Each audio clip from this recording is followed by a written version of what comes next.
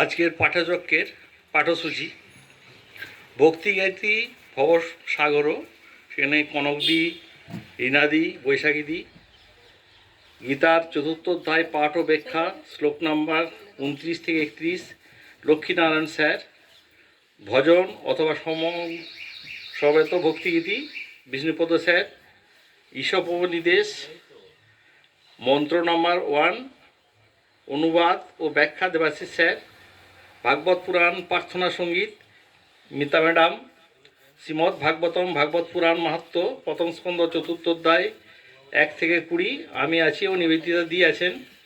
সপ্তম পরিচ্ছেদ রামকৃষ্ণ কথামৃত পাঠ 573।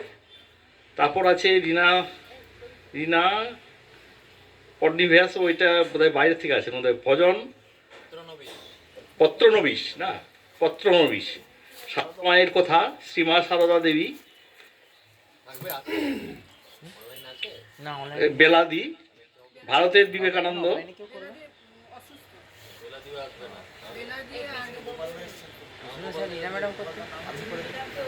ভারতের বিবেকানন্দ ওটা আছে রিনাদি এবং অনিতাদি দুজনেই আছে। তারপর শেষে আছে দিলীপবাবু, ওনার ভজনতা সম্রতা সঙ্গীত, রামকৃষ্ণ শরণম, কবিতাদি, রীনাদি, বৈশাখীদি এবং বিষ্ণুপদ স্যার। আমাদের সবাই অনুগ্রহ করে মোবাইলগুলোই অফ করুন এবং বৈশাখীদি, রীনা ম্যাডাম আসুন, সঙ্গীত আপনাদের যেটা আছে অনেক।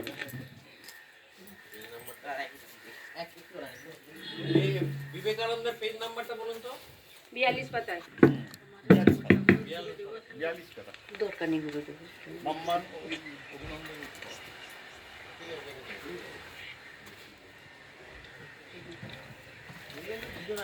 অখণ্ড মণ্ডলাকারং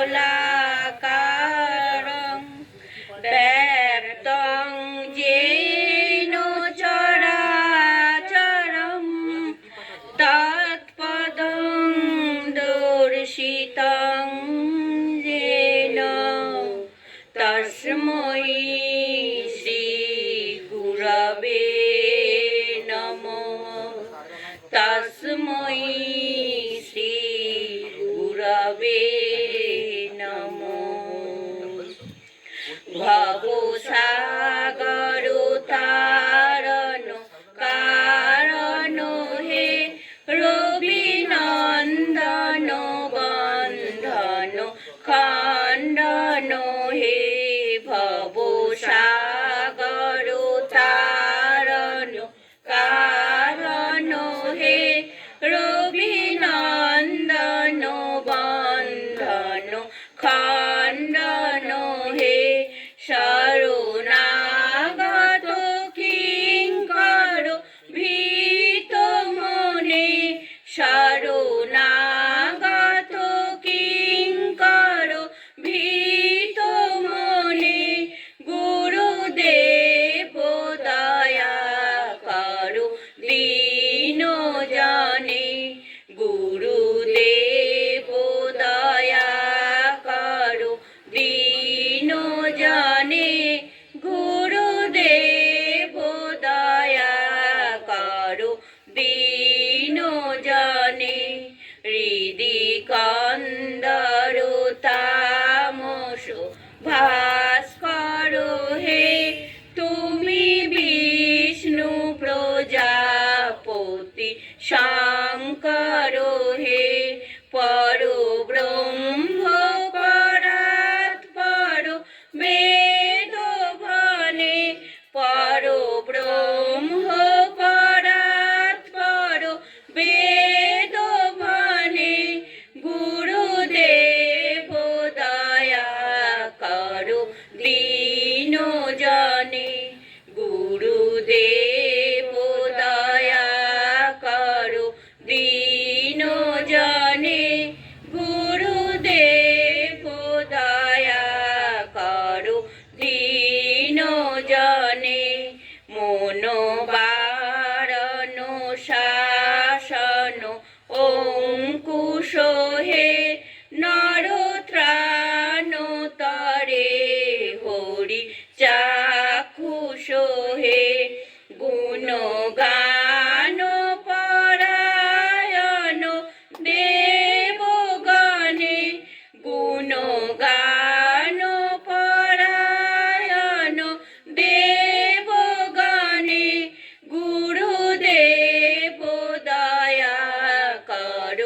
দীন জানে গুরুদেব দয়া করো দীন জানে গুরুদেব দয়া করো দীন জানে কুল কুণ্ডলিনী ঘুম ভঞ্জ কোহে হৃদি গ্রন্থি বিদারণ কারক হে মম মানস চঞ্চল রাত্র দিনে মম মানস চঞ্চল রাত্র দিনে গুরুদেব দয়া করো দীন জানে গুরুদেব দয়া করো দীন জানে গুরুদেব দয়া করো দীন জানে রিপুসূদন মঙ্গল নায়ক হে সুখ শান্তি বরা ভয় দায়ক হে ত্রয়োতাপহারে তব নাম গুণে ত্রয়োতাপহারে তব নাম গুণে গুরুদেব দয়া করো দীন জানে গুরুদেব দয়া করো দীন জানে গুরুদেব দয়া করো দীন জানে বিমান প্রভাব বিমর্দক হে গতিহীন জানে তুমি রক্ষা কোহে চিত শঙ্কিত বঞ্চিত ভক্তি দানে চিত শঙ্কিত বঞ্চিত ভক্তি দানে গুরুদেব দয়া করো দীন জানে গুরুদেব দয়া করো দীন জানে গুরুদেব দয়া করো দীন জানে তব নাম সদা শুভ সাধক হে পতিতা ধম মানব পাবক হে মহিমা তব গোচর শুদ্ধ মনে মহিমা তব গোচর শুদ্ধ মনে গুরুদেব দয়া করো দীন জানে গুরুদেব দয়া করো দীন জানে গুরুদেব দয়া করো দীন জানে জয় সদ্গুরু ঈশ্বর প্রাপক হে ভব রোগ বিকার বিনাশক হে মন যেন রহে তব শ্রীচরণে মন যেন রহে তব শ্রীচরণে গুরুদেব দয়া করো দীন জানে গুরুদেব দয়া করো দীন জানে গুরুদেব দয়া করো দীন জানে। জয় গুরু। স্বামীজিকে প্রণাম জানিয়ে আমরা আজকের যে গীতা অনুধ্যান শুরু করছি। আমরা এখন এই জ্ঞান যোগ বা কর্ম সন্ন্যাস যোগ পড়ছি। তার আগের দিন আমরা 26, 27, 28 এই 3টি শ্লোক পড়েছিলাম। আজকে 29, 30, 31 এই 3টি শ্লোক আমরা পড়ে অর্থ বোঝার চেষ্টা করব। তো ওই 6টি শ্লোক আমি আগে একটু পড়ে নিই, তারপর ওই আজকের 3টি শ্লোক এর অর্থ বোঝার চেষ্টা করব।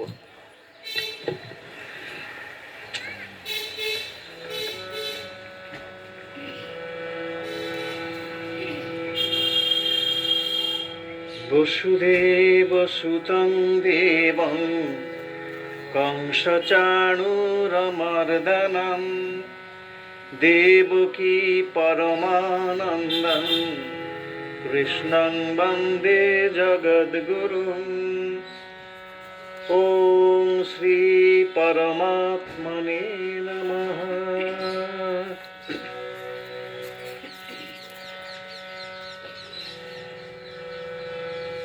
শ্রোত্রাদীনিন্দ্রিয়াণ্যন্যে সংযমাগ্নিষু জুহতি শব্দাদীন বিষয়ানন্য ইন্দ্রিয়াগ্নিষু জুহতি সর্বাণীন্দ্রিয়কর্মাণি প্রাণকর্মাণি চাপরে আত্মসংযমযোগাগ্নৌ জুহতি জ্ঞানদীপিতে দ্রব্যযজ্ঞস্তপোযজ্ঞা যোগযজ্ঞস্তথা পরে স্বাধ্যায়জ্ঞানযজ্ঞশ্চ यतयः संशितव्रताः अपाने जुहति प्राणं प्राणे पानं तथा परे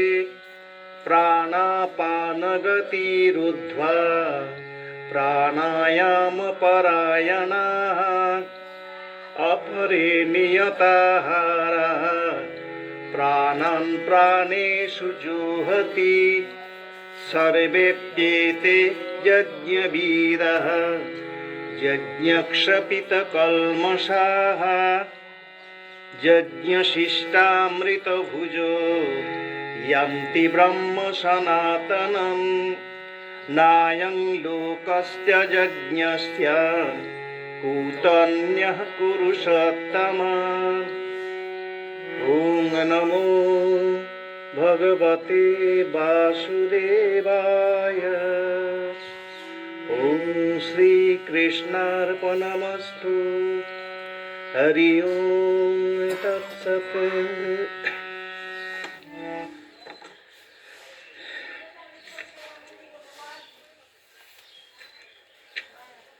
আমরা 23 নম্বর শ্লোকে ভগবান বলেছেন গত সংঘর্ষ মুক্তস্য জ্ঞানাবস্থিত চেতসঃ যজ্ঞায় আচরতঃ কর্ম সমগ্রং প্রবিলীয়তে। এইটি থেকেই আমাদের এইটি সূত্র, মানে এইখানে ভগবান বলেছেন যে যারা আসক্তি শূন্য হয়েছেন গত সংঘর্ষ এবং মুক্তস্য, মুক্ত মানে যারা দ্বন্দ্ব থেকে মুক্ত, মানে সব কিছুই সমভাবে গ্রহণ করেছেন, সুখ দুঃখ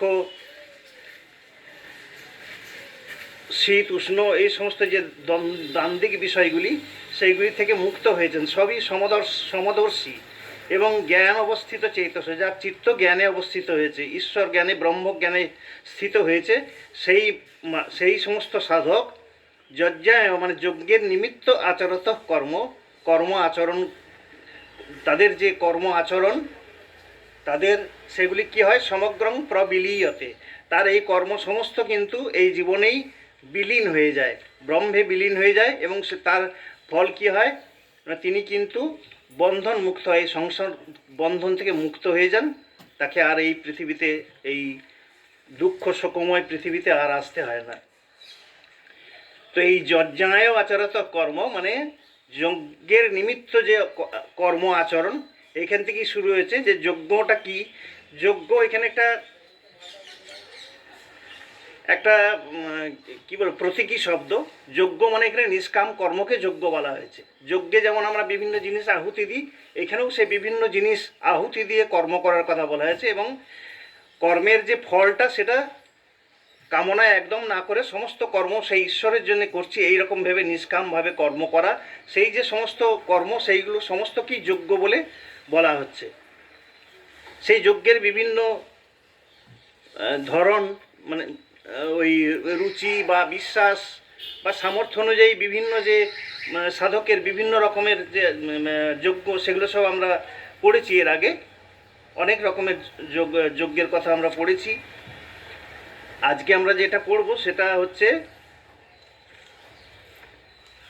এই সংযম যজ্ঞ, ইন্দ্রিয় যজ্ঞ, তারপর এই আত্মসংযম যজ্ঞ, দ্রব্যযজ্ঞ, তপযজ্ঞ, এই সমস্ত শ্রদ্ধায় যজ্ঞ, এগুলো সব আমাদের পড়া হয়ে গেছে। আজকে আমরা যেটা পড়ব সেটা হচ্ছে প্রাণায়ামের বিষয়। এটাকে হঠযোগও বলা হয়। হঠযোগে কী হয়, প্রাণায়াম করে নিজের যে ইন্দ্রিয় সংযম করে এই যে যোগা আমরা করি, সেটা সেই বিষয়টাই এখানে অনেকটা ব্যাপার এসেছে। এটি এখন গোটা পৃথিবী জুড়ে এর চর্চা চলছে এবং এর অভ্যাস চলছে। তো সেই অপান এবং প্রাণবায়ু, আমাদের 5 প্রকার বায়ু আছে আমাদের দেহে ক্রিয়াশীল। তার মধ্যে প্রাণ আর অপানের কথা এখানে বলা হচ্ছে। অপান বায়ু হচ্ছে কি, আমরা যেটা নিঃশ্বাসটা নিই আমরা, সেটাকে অপান বায়ু বলে। আর প্রাণবায়ু হচ্ছে যেটা আমরা ত্যাগ করি। এখানে বলা হচ্ছে অপানে জুহতি প্রাণ। এখন ব্যাপারটা এমন যে এটা একমুখী, কিন্তু আমি যখন নিঃশ্বাস নিচ্ছি তখন আমি ছাড়তে পারবো না ইচ্ছা করলেও, আবার যখন ছাড়ছি তখন নিতে পারবো না, একমুখী ব্যাপার।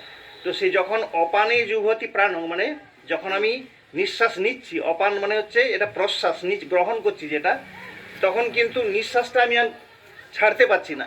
সেই জন্য ওটাকে আহুতি দেওয়া বলা হচ্ছে।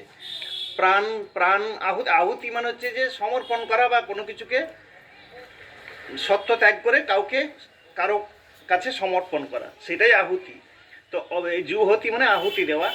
অপানে জুহতি প্রাণং মানে এই যে যখন আমি প্রশ্বাস বায়ু গ্রহণ করছি তখন প্রাণবায়ুকে আমি ওখানে আহুতি দিচ্ছি। আবার ঠিক উল্টোটা হবে যখন প্রাণে অপানং তথা বলে, প্রাণে অপান বায়ুকে আবার প্রাণবায়ুতে, মানে যখন আমি নিঃশ্বাস ছাড়ছি তখন আমি গ্রহণ করতে পারছি না, সেই গ্রহণ করার ব্যাপারটা সেটা কি আমি আহুতি দিচ্ছি প্রাণেতে।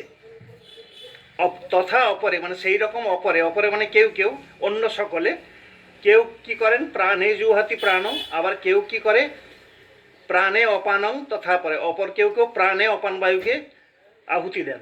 আবার কেউ কি করেন প্রাণাপান গতিরুদ্ধা, এইটাকে বলে এই অপানে জুহতি প্রাণং, মানে এটা হচ্ছে পূরক। এটা হচ্ছে পূরক আর কি। মানে আমরা নিঃশ্বাসটা যখন নিই, প্রাণায়ামে আমাদের 3 রকম জিনিস আছে, পূরক, রেচক আর কুম্ভক। মানে পূরক, কুম্ভক, রেচক, মানে গ্রহণ করছি আগে, তারপরে সেটাকে কিছুক্ষণ ধরে রাখার নিয়ম। সে হঠযোগের ব্যাপার, এটা হচ্ছে মানে প্রপার শিক্ষকের কাছ থেকে এটা শেখার বিষয়। কতক্ষণ আমি নিঃশ্বাস নেব, কতক্ষণ ধরে রাখবো এবং কতক্ষণ ধরে ছাড়বো, এটা একজন যোগ গুরুর কাছ থেকে শিখলেই সঠিকভাবে শেখা যায়। তো সেটা এবারে এখানে পূরক রেচকের কথা বলা হল। এবারে প্রাণাপান গতিরুদ্ধা, মানে আমি নিঃশ্বাস বায়ু প্রশ্বাস বায়ু দুটোকেই বন্ধ করে আমি কুম্ভক করছি, মানে যখন এখন স্থিরভাবে থাকছি। সেরকমভাবে কেউ প্রাণায়াম পরায়ণ ব্যক্তিগণ এরকম করেন। এইভাবে তারা কি করেন, এই অপরে মানে আবার অন্য কেউ কি করেন নিহতাহারা, মানে যারা মিতহারী, মানে যাদের খাদ্য সংযম করেন, আহারকে নিয়ন্ত্রিতভাবে গ্রহণ করেন, সেই তারা কি করেন প্রাণান প্রাণেশী। এইখানে প্রাণান বলতে ইন্দ্রিয় সমস্ত। যখন আমি নিয়ত আহার করব, মানে পরিমিত আহার করব এবং শরীরের প্রতি বিশেষভাবে যত্ন রাখব, এবং এই যে তখন কি হবে, এই উপবাস দেওয়ার ফলে ইন্দ্রিয়র যে শক্তিটা, বিষয়ের দিকে ধাবিত হওয়ার যে প্রবণতাটা, সেটা অনেকটা কন্ট্রোল হয়ে যায় অটোমেটিক্যালি। সেই জন্যই আমাদের ধর্মে উপবাসের কথা, এবং বিভিন্ন ধর্মেও আছে, ইসলাম ধর্মেও আছে, রমজানের ব্যাপারগুলো আছে। এই উপবাসের অর্থ কিন্তু এইটাই যে ইন্দ্রিয়গুলি কিন্তু তখন অনেকটাই নিষ্ক্রিয়, অবধমিত হয়ে থাকে। তো সেইটা কেউ কি করেন এইভাবে নিয়তাহারা প্রাণান প্রাণেশু জুহতি, মানে ইন্দ্রিয়ের যে কর্মগুলি সেগুলি কিন্তু প্রাণবায়ুতে আহুতি দেন। এইবার বলছেন সর্বে অপি এতে যজ্ঞবীর যজ্ঞ স্থাপিত কলমসা, মানে এতে সর্বে অপি এই সমস্ত সকলেই, এতে সর্বে অপি মানে এই সমস্ত সাধকরাই, এই সমস্ত যজ্ঞবিদরাই যজ্ঞবিদ মানে যারা যজ্ঞ সঠিকভাবে জানেন পদ্ধতি, তাদেরই বলে যজ্ঞবিদ। যেমন আমরা বলি রসায়নবিদ ইত্যাদি, সেরকম যজ্ঞবিদ যারা যজ্ঞের বিষয়টি জানেন, তারা কি করেন এইভাবে এই সমস্ত এই যত যজ্ঞের কথা বলা হলো সেই সব রকমের যজ্ঞ করে যজ্ঞবিদগণ যজ্ঞ ক্ষপিত কলমসা, মানে কলমসা মানে পাপ, ক্ষপিত মানে হচ্ছে ক্ষয় হয়ে যাওয়া, তারা এই যজ্ঞের দ্বারা পাপ মুক্ত হন। এই সমস্ত যজ্ঞগুলো করার এইটাই উদ্দেশ্য, যে পাপ মুক্ত হওয়া। এই সমস্ত যজ্ঞের বিবরণ এই এতগুলো শ্লোকে দেওয়া হচ্ছিল।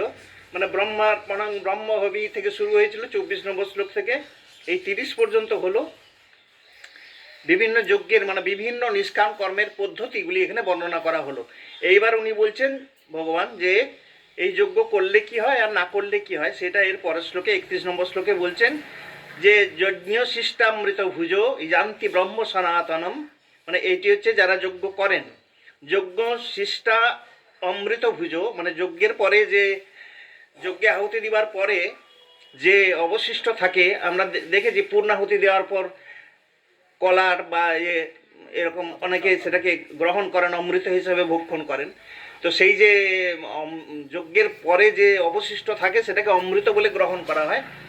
এইখানে কিন্তু এই যজ্ঞ তো সেই যজ্ঞ নয়, আমরা যে যজ্ঞ বলতে নিষ্কাম কর্ম বলছি। নিষ্কাম কর্মের ফলে কি হয় না, তিনি কিন্তু মোক্ষ লাভ করেন। যজ্ঞ শিষ্টামৃত ভুজ, এইখানে ওই যজ্ঞ নয়, এখানে নিষ্কাম কর্ম যজ্ঞের পরে তার ফলটা হচ্ছে অমৃতটা হচ্ছে মোক্ষ লাভ। এখানে একদম মানে সোজাসুজি বলা হয়নি, এটা একটা রূপকের মাধ্যমে বলা হচ্ছে। যজ্ঞটাকে একটা নিষ্কাম কর্মটাকে যজ্ঞ বলে বলা হচ্ছে। তাহলে নিষ্কাম কর্ম করার অর্থ হচ্ছে ঈশ্বরার্থে কর্ম।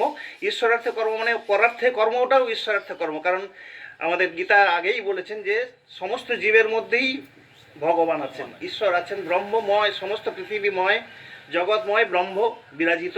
অতএব সেই একটি সাধারণ জীবের যদি আমরা সেবা করি তাহলেও সেটা কিন্তু ঈশ্বর সেবাই হলো। তাহলে যজ্ঞের যে বিস্তৃতি ব্যাপ্তি সেটা কিন্তু বিশাল, মানে নিঃস্বার্থভাবে কাজ করলেই সেটাকে যজ্ঞ বলে বলা হচ্ছে। এইটা যারা করেন তারা মোক্ষ লাভ করেন। এই যে অমৃত ভুজ মানে হচ্ছে মোক্ষ লাভ করা। তারা কি করেন, সনাতন ব্রহ্মকে লাভ করেন, জানতি ব্রহ্ম সনাতনম। আর যারা না করেন কিছু যজ্ঞের কাজ যারা না করেন, এই যে অযজ্ঞস্য নায়ং লোক অস্তি অযজ্ঞস্য পুত অন্য পুরুষোত্তম, এইখানে বলছেন ন অয়ং লোক অস্তি, কাদের লোক, অয়ং লোক মানে ইহলোক, এই লোক মানে ইহলোক, অয়ং লোক ন অস্তি থাকে না, এই যে ইহলোক সেটি থাকে না কাদের, অযজ্ঞস্য মানে যারা যজ্ঞার্থে কর্ম করেন না, অযজ্ঞস্য মানে যারা যজ্ঞের মতন করে বা নিষ্কামভাবে কর্ম করেন না, তাদের ইহলোক বলে কিছু থাকে না। এবং কুত অন্য লোক আর কোথায়, মানে ইহলোকেই তারা কোনো ফল লাভ তাদের কোনো কিছু লাভ হয় না, জন্মটাই বৃথা যায়। তো কুত মানে কোথায়, অন্য মানে অন্য লোক, অয়ং লোকও বলেছেন মানে ইহলোক। তাহলে কুত অন্য মানে অন্য লোক আর কোথায়, তাদের ইহলোকেই কোনো জন্মটা বিফল যায়, আবার পরলোকে তো কথাই নাই, সেখানে তো কিছুই হবে না। পুরুষোত্তমা বলে অর্জুনকে সম্বোধন করেছেন, সেটা প্রথমেই বলতে হতো, মানে হে পুরুষোত্তম বা কুরুশ্রেষ্ঠ, এই যে অযজ্ঞ যারা করেন, যারা যজ্ঞ করেন না, সেই সমস্ত লোকের ইহলোকেও কিছু হয় না আর পরলোকেও কিছু হয় না, মানে ইতো নষ্ট তত ভ্রষ্ট বলে একটি কথা আছে, সেইটিই হবে আর কি এদের। এই ছিল আজকের গীতার। ওং নমো ভগবতে বাসুদেবায়। হ্যাঁ মিতা ম্যাডাম অনলাইন থেকে মিতা ম্যাডাম শুনতে পাচ্ছেন?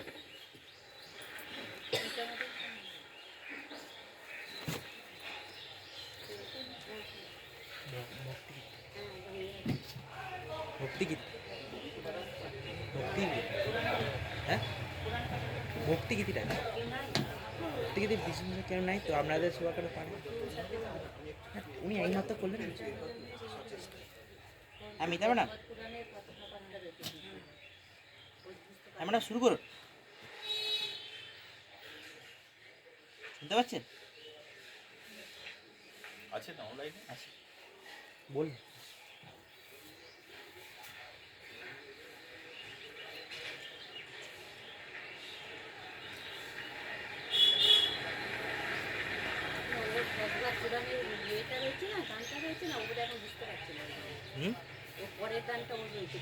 কার কার ও আচ্ছা আচ্ছা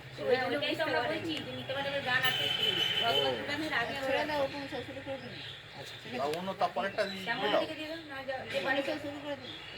তাহলে তারপরে পাঠটা শুরু করে দেয় উপনিষদ শুরু করে তাই তাই উপরে শুরু করো। উপনিষদ শুরু করে। আর আসছে না। ঠিক আছে হ্যাঁ ও নিয়ে গিয়ে দিবি ঠিকই বলেছিস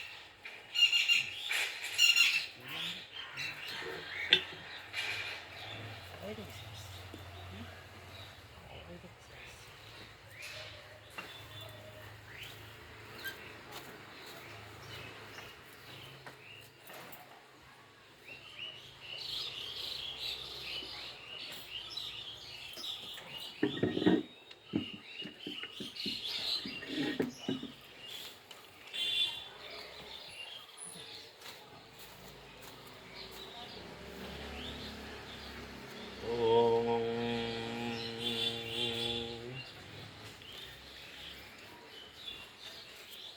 আমরা ঈশোপনিষদ শুরু করেছি আগের দিন থেকে।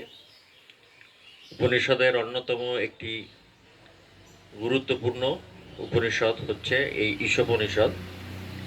সেই ঈশোপনিষদ আমরা শুরু করেছি। তিনি শুক্ল যজুর্বেদ শাখার অন্তর্গত সংহিতার 40তম অধ্যায়। শুরুতেই আমরা শান্তিমন্ত্র পাঠ করে তারপরে আমরা প্রথম মন্ত্রটি আজকে শুরু করব। আগের দিনে আমরা শান্তি মন্ত্রটি পাঠ করেছিলাম এবং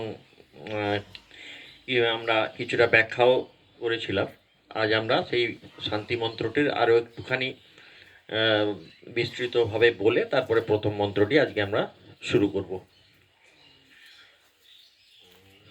ওম পূর্ণমদঃ পূর্ণমিদং পূর্ণাৎ পূর্ণমুদচ্যতে पूर्णस्य पूर्णमादाय पूर्णमेवावशिष्यते ॐ शान्ति शान्ति শান্তিঃ।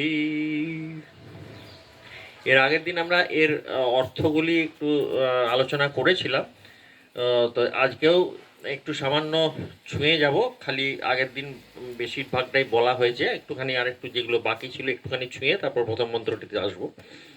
যেখানে ওং মানে সচ্চিদানন্দর কথা বলা হচ্ছে এবং সেটা আমরা শুনেছি। তারপরে বলছেন পূর্ণম আদা। পূর্ণম এইখানে দু তিনটি যে শব্দ আছে, সেই দু তিনটি শব্দর অর্থগুলি একটু আমাদের ভালো করে জেনে নিতে হবে। পূর্ণম কথাটির এখানে যে অর্থ আছে, পূর্ণম মানে কি? পূর্ণম আমরা জানি যেটি পূর্ণ, কমপ্লিট। সেই পূর্ণম কাকে বলা হচ্ছে এখানে? পূর্ণম হচ্ছে পূর্ণম আদা। পূর্ণম মানে একদম সম্পূর্ণ। আদা মানে আদা হচ্ছে ব্রহ্মকে বলা হচ্ছে, এখানে পরমেশ্বরকে বলা হচ্ছে আদা। তারপরে আবার বলছেন পূর্ণম ইদম। আবার পূর্ণ মানে আবারও বলা হচ্ছে যে সম্পূর্ণ কি? ইদম। ইদম মানে এই মানে কি? এই মানে হচ্ছে আবার যে এই ব্রহ্মাণ্ড বা এই জগৎ আমরা আমাদের ইন্দ্রিয় দ্বারা যেগুলি গোচরভূত হয় অথবা ইন্দ্রিয়ের অগোচরে যে সমস্ত বস্তু আছে সারা ব্রহ্মাণ্ডে, সেই ব্রহ্মাণ্ড থেকে ব্রহ্মাণ্ডের কথা এখানে ইদম বলে ব্যবহার করা হচ্ছে। এই ব্রহ্মাণ্ডের কথা বলা হচ্ছে, এই জগৎ সম্পূর্ণ জগতের কথা বলা হচ্ছে। তারপরে বলছেন পূর্ণাৎ পূর্ণম উদচ্যতে। পূর্ণাৎ মানে হচ্ছে পূর্ণভাবে। পূর্ণাৎ পূর্ণম উদচ্যতে। উদচ্যতে মানে হচ্ছে উৎপন্ন হওয়া, উদ্ভূত হওয়া। সেই বলছেন যে সেই পরব্রহ্ম থেকে এই জগতের সৃষ্টি। এই যে গতিশীল জগৎ, আমরা জগৎ মানেই হচ্ছে গতিশীল, চলমান। সেই জগতের সৃষ্টি হয়েছে কোথা থেকে? সেই পূর্ণম, সেই পরব্রহ্ম পরমেশ্বর থেকেই এই জগতের সৃষ্টি। এবং বলছেন এই কথাই বলছেন পূর্ণম উদচ্যতে। পূর্ণ যেটি হয়েছে সেই ব্রহ্মের থেকে এই পূর্ণ জগৎ যেটি আমরা দেখছি, সম্পূর্ণ জগৎ, সেটির সৃষ্টি ওই পরব্রহ্ম পরমেশ্বর থেকেই। তারপর বলছেন পূর্ণস্য পূর্ণম আদায়। পূর্ণস্য মানে সেই সম্পূর্ণ থেকে, সেই পূর্ণ, সেই পরব্রহ্ম থেকে যদি পূর্ণম আদায় আমরা ওই অংশ কিছুটা নিয়েও নিই, সেখান থেকে যদি তুলেও নিই, তাহলে কি হবে? পূর্ণাম এবাবশিষ্যতে, তারপরেও পূর্ণই অবশিষ্ট থাকে। অবশিষ্যতে মানে শেষ, অবশিষ্ট থাকে পূর্ণাম। এখানে একটা মনে প্রশ্ন আসতে পারে যে পূর্ণ থেকে যদি আমরা নিয়ে নিই কিছুটা অংশ, স্বাভাবিকভাবেই তাহলে কিছুটা কম হয়ে যাওয়া উচিত, কিন্তু সেই কথাই বলছেন এখানে, যে এখানে পূর্ণ কথাটার অর্থ হচ্ছে গাণিতিক ভাবে যদি আমরা ভাবি, গণিতের বিষয় নিয়ে যদি আমরা ভাবি, এখানে পূর্ণ কথাটির অর্থ হচ্ছে অসীম, অনন্ত, ইনফিনিটি, যেটা গণিতের ভাষায় যাকে বলা হয় ইনফিনিটি। তো গণিতের ভাষায় আমরা জানি ইনফিনিটির থেকে ইনফিনিটি মাইনাস ইনফিনিটি কি থাকে? সেই ইনফিনিটিই থাকে। আবার ইনফিনিটির সাথে যদি প্লাস করি, ইনফিনিটি প্লাস করি, কি হয়? সেটাও ইনফিনিটি। তো সেই জন্যে তার মানে কি হচ্ছে, যে পূর্ণর থেকে যদি আমি পূর্ণাম, সেখান থেকে যদি কিছুটা নিয়েও নিই, তাতেও কোনো এফেক্ট হয় না, সেই পূর্ণই থাকেন। সেই জন্যই বলছেন পূর্ণম আদায়া পূর্ণস্য পূর্ণম আদায়া পূর্ণম এবাবশিষ্যতে। পূর্ণর থেকে যদি আমরা কিছুটা নিয়েও নিই, যদিও সেটা সম্ভব নয়, মানে সর্বত্রই পূর্ণ অবশিষ্ট মানে অবস্থান করছেন পরমেশ্বর, সেই জন্যে সেখান থেকে নিয়ে নেওয়ার ব্যাপার কিছু নেই। কিন্তু এটা মানে জ্ঞানের কথা, উপনিষদ আমাদের জ্ঞানের কথা বলছেন, কিভাবে আমরা জানতে পারি এই বিষয়ের সম্বন্ধে। সেই জন্যেই এখানে এই কথাটি বলা হয়েছে, যে তার একটা ধারণা দেয়া হচ্ছে যে পরব্রহ্ম পরমেশ্বর কেমন, তার স্বরূপটি কেমন, তার একটি ধারণা এখানে দিয়েছেন। তারপর 3 বার শান্তি মন্ত্র আমরা পড়েছি, সেটা আধ্যাত্মিক, আদি দৈবিক এবং আদি ভৌতিক যে সমস্ত বিঘ্ন আমাদের মধ্যে আসে, সেগুলি সেই বিঘ্ন নাশ করার জন্যে 3 বার শান্তি কথাটি উচ্চারণ করা হয়। এইটাই এই মন্ত্র ছিল। আজকে আমরা এই ঈশোপনিষদের প্রথম মন্ত্রটি পড়ব।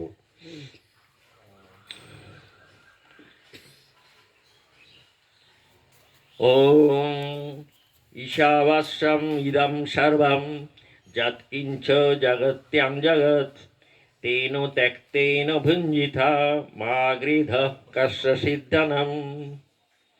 ওম ঈশাবাস্যম ইদম সর্বম যৎকিঞ্চ জগত্যাং জগৎ তেন ত্যক্তেন ভুঞ্জিতা মা গৃধঃ কস্য সিদ্ধনম। এর আগের দিন আমি বলেছিলাম যে এই 3টি মন্ত্র বিশেষ করে এই ঈশোপনিষদের অত্যন্ত গুরুত্বপূর্ণ এবং তাৎপর্যপূর্ণ মন্ত্র। তার মধ্যে এই প্রথম মন্ত্রটির প্রথম লাইন যেটি, সেটি উপনিষদ একটি জ্ঞানের কথা বলছেন। সেই জ্ঞান আমাদেরকে প্রদান করছেন যে এই ঈশা, ওম মানে যেটা সচ্চিদানন্দ ঘন যাকে বলা হয়, সেই কথা দিয়ে শুরু হয়েছে। আবার বলি ঈশাবাস্যাম। ঈশাবাস্যম মানে ঈশা হচ্ছে পরমেশ্বর ভগবানকে বলা হচ্ছে ঈশাবাস্যম। বাস্যম মানে কি? বাস্যম হচ্ছে বাস ধাতু থেকে এসেছে বাস্যম, তার অর্থ হচ্ছে বস্ত্র। আচার্য শঙ্কর এর 2-3টে অর্থ হয়, বাস্যাম কথাটির 2-3টে অর্থ হয়। তো আচার্য শঙ্কর এই কথাটির যেটি বস্ত্র হিসাবে যার অর্থ, সেটিকে তিনি গ্রহণ করেছেন। তার মানে কি, আমরা এখানে যে বাস্যাম মানে আচ্ছাদিত, ঈশাবাস্যাম ইদম সর্বম কথাটির অর্থ হচ্ছে যে এই সমস্ত কিছু, এখানেও এই কথাটি আছে, ইদম মানে এই সর্বম যৎকিঞ্চ জগত্তাং জগৎ। যৎকিঞ্চ জগত্তাং জগৎ মানে এই যে জগৎ, আমরা যেটা এই মন্ত্র ছিল, যে জগৎ আমরা যা কিছু দেখতে পাচ্ছি, সেই জগতের যা কিছু সব কিছুই এই পরমেশ্বর ভগবানের দ্বারা আচ্ছাদিত। আচ্ছাদিত কথাটি ওইভাবেই বলা হচ্ছে, যেন একটি তাঁর স্বরূপটি যেন একটি আচ্ছাদন দিয়ে ঢেকে দেওয়া হয়েছে, এটি এখানে বলছেন। সেইটি একটি জ্ঞানের কথা। তিনি প্রথমেই উপনিষদের প্রথমেই পরব্রহ্ম সম্বন্ধে বলছেন, যাতে আমরা তার সম্বন্ধে উপলব্ধি করতে পারি, চেষ্টা করি। সেই জন্যই বলছেন যে এই জগৎটি কেমন না, এই জগৎটি একটি ঈশাবাস্যম পরমেশ্বর ভগবানের দ্বারা সম্পূর্ণ আচ্ছাদিত। এবার তারপরে বলছেন যৎ কিঞ্চ জগত্তাং জগৎ, মানে যৎ কিঞ্চ মানে যা কিছু আছে, যা কিছু, যৎ কিঞ্চিত যা কিছু আমরা যেগুলো দেখছি বা যেগুলো দেখতে পাচ্ছি না, সমস্ত কিছুই জগতের ভেতরে যা কিছু আছে। জগৎ মানে যে গতিশীল জগতের কথাই বলেছে, সেই গতিশীল জগতের মধ্যে যা কিছু আছে সেই জগৎ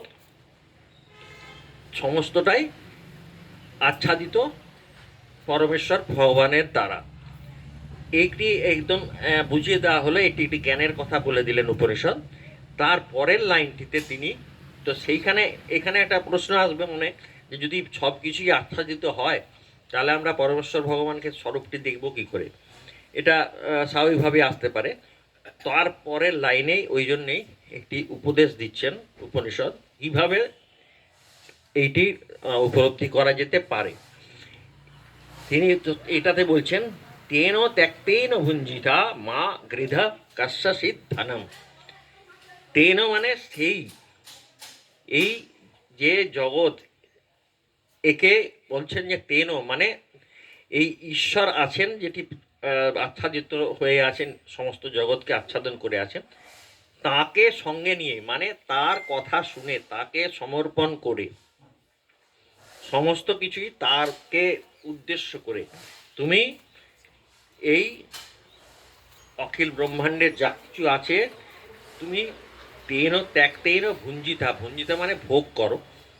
ভোগ করো মানে ভোগ কথাটার অনেক রকম অর্থ হয়, এখানে ভোগ কথাটির অর্থ হচ্ছে তুমি ব্যবহার করো, এই জগৎকে ব্যবহার করো। কিভাবে, কেন? এই যে প্রশ্নটা ওইখানে আসবে যে ঈশাবাস্যাম মানে আচ্ছাদিত যদি থাকে তাহলে আমি তাহার স্বরূপ যেন জানতে পারছি না। এবারে প্রশ্ন হবে যে তাহলে আচ্ছাদন কেন দেওয়া আছে, স্বরূপটি সোজাসুজি আমরা কেন দেখতে পাচ্ছি না?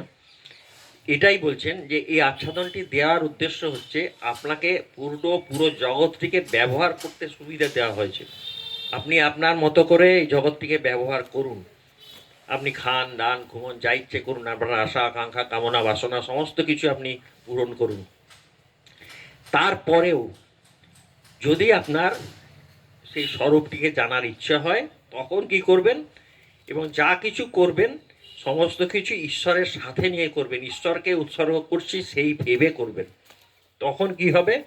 ত্যাগতেন মানে ত্যাগ করা। কি ত্যাগ করবেন? আপনার কামনা বাসনা আশা আকাঙ্ক্ষা সব কিছু ত্যাগ করতে হবে। ত্যাগ করে ভোগ করো, ঈশ্বরকে সঙ্গে নিয়ে সমস্ত কিছু ত্যাগ করো, কামনা বাসনা ত্যাগ করে তুমি এই জগৎকে উপভোগ করো, এই জগৎকে ব্যবহার করো। তারপরে বলছেন মা গৃধ, মা মানে না, সংস্কৃতে মা মানে না, গৃধ হচ্ছে শকুন।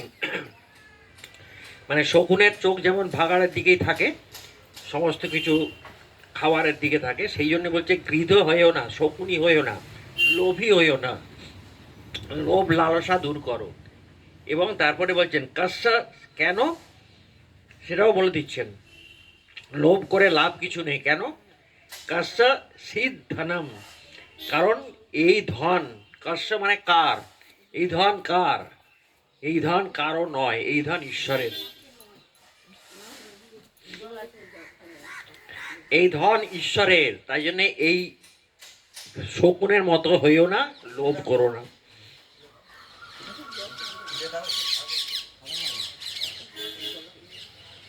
এটাই বলছেন যে শকুনের মতো হইও না, লোভ করো না, কারণ এই ধন কারো নয়, এই ধন সবটাই সমস্তটাই ঈশ্বরের।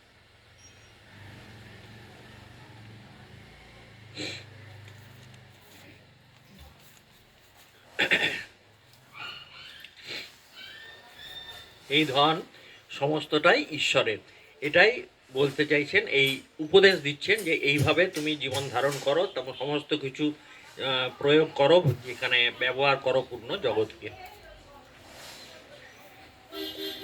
এর ব্যাখ্যাটি বলছি। মনুষ্যগণের প্রতি বেদ ভগবানের পবিত্র আদেশ যে অখিল ব্রহ্মাণ্ডে, বিশ্ব ব্রহ্মাণ্ডে যা কিছু এই চরাচরাত্মক জগৎ তুমি দেখতে ও শুনতে পাচ্ছ, আমরা যা কিছু দেখতে পাই শুনতে পাই, যেগুলো দেখতে পাই না শুনতে পাই না সেই সমস্ত কিছুও কিন্তু এর মধ্যে বলা হচ্ছে। তা সবই হচ্ছে কি? সর্বাধার, সর্বনিয়ন্তা, সর্বাধিপতি, সর্বশক্তিমান, সর্বজ্ঞ, সর্বকল্যাণ রূপ, গুণ স্বরূপ পরমেশ্বরের দ্বারা ব্যপ্ত আছে, এই যে আচ্ছাদিত করা আছে। এবারে সেইটি আচ্ছাদনটি সরাতে পারলেই কোনোভাবে যদি আমরা সরাতে পারি, সেই সাধকের সেই সাধনার কথাটিও কিন্তু পরিষ্কারভাবে এই উপনিষদে বলে দেওয়া হয়েছে, কিভাবে আমরা সেই আচ্ছাদনটি সরাতে পারি, কি কি কাজ করলে, কীভাবে আমরা শাস্ত্রবিধি সম্মত কাজ করলে আমরা সে আবরণটি সরাতে পারবো, সেই কথাও বলা আছে। এবং তারপরেই বলছেন স্বরূপে পরমেশ্বর দ্বারা ব্যক্ত আছে, সদা সর্বত্র তাঁরই দ্বারা পরিপূর্ণ আছে। গীতাতেও এই কথাটা আমরা পড়েছি, এখানে আছে। এবং এই জগতের কোনো অংশ তার থেকে বিচ্ছিন্ন নয়। এই যে বলছিলাম যে তার থেকে যদি কিছুটা নিয়ে নেওয়া হয়, পূর্ণাত যাতে পূর্ণাস্য পূর্ণমাদায়, যদি তার থেকে কিছু নিয়েও নেওয়া হয় তাহলেও যে কমে না, সেটাই বলতে চাইছেন যে এই জগতের কোনো অংশ তার থেকে বিচ্ছিন্ন নয়, সেটাও গীতাতে বলা আছে। এবারে বলছেন যে এটি বুঝে ঈশ্বরকে সঙ্গে রেখে সর্বদা তাকে স্মরণ করতে করতে তুমি এই জগতের প্রতি তেন ত্যাক্তেন ভুঞ্জিতা, তাকে সর্বদা সঙ্গে রাখো, সমস্ত কিছু তাকেই সমর্পণ করো, এবং এই জগতের যা কিছু উপভোগ্য আছে তোমার সব কিছু তুমি ভোগ করো, ভুঞ্জিতা তেন ত্যাক্তেন, এবং আশা আকাঙ্ক্ষা কামনা বাসনা ত্যাগ করো। আসক্তি ত্যাগ করে কেবলমাত্র কর্তব্য পালনের জন্যই বিষয়সমূহের যথাবিধি উপভোগ করো, অর্থাৎ বিশ্বরূপ ঈশ্বরের পূজার জন্যেই কর্ম সকলের আচরণ করো। নিষ্কাম কর্ম, যেটা গীতাতে আমরা পড়ছিলাম, নিষ্কাম কর্ম সমস্ত কিছুই ব্রহ্মকে সমর্পণ করে। বিষয়সমূহে মনকে আসক্ত হতে দিও না, এতেই তোমার কল্যাণ নিশ্চিত। বস্তুত এই যে কাশ্যসিদ্ধানাম মা গৃধ কাশ্যসিদ্ধানাম, কার এই ধন কার, এটাই বলছেন। এই বস্তুত এই ভোগ্য পদার্থ কারও নয়, মানুষ ভুলবশত তারতে আসক্ত ও মমতা করে থাকে। এসব কিছুই পরমেশ্বরের এবং তাঁরই প্রসন্নতার জন্য এগুলো ব্যবহার করা উচিত। এটাই বুঝে তোমরা ব্যবহার করো, এই জন্যেই আচ্ছাদনটি দিয়ে রেখেছে। তাহলে তুমি স্বাধীনভাবে তোমাকে ব্যবহার করতে পারে, যা কিছু জিনিস আছে আমাদের এই জগতে সব কিছু তোমার জন্য দেওয়া আছে, তুমি তাকে কিভাবে ব্যবহার করবে সেটা সম্পূর্ণ তোমার নিজের ব্যাপার। তোমাকে পূর্ণ স্বাধীনতা দেওয়া আছে সেগুলি ব্যবহার করার জন্য, সেগুলি ভাববে। সেইটা করার পরে, তারপরে তোমার যখন এই আশা আকাঙ্ক্ষা কামনা বাসনা ত্যাগ করার পর তুমি তখন যদি পারো তাহলে তুমি সেই পরব্রহ্ম পরমেশ্বরের উপলব্ধি করতে পারবে। এটাই ছিল আজকের পাঠ।